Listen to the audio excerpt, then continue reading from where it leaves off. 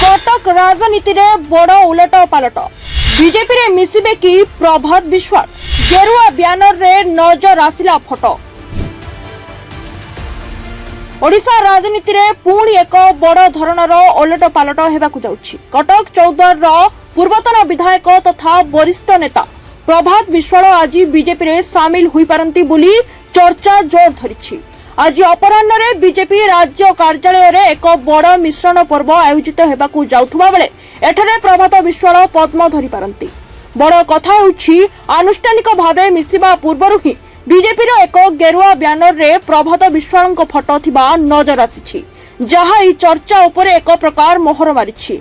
विश्वस्त सूत्ररू मिलिथिबा सूचना अनुसार केवल प्रभात विश्वास नुहंती बरं तांको सहित कटक अंचलर किछि काउंसिलर युव एवं छात्र बीजेडी नेता मध्य आज पद्म शिविर रे सामिल हेबे। प्रभात विश्वास चौदार कटक निर्वाचन मंडली रे जणे प्रभावशाली नेता एवं से सेठारो विधायक भावे मध्य निर्वाचित होइथिले। गत किछि दिन हेबो बीजेडी सह तांकर दूरता बढ़िथिबा नै चर्चा हेउथला।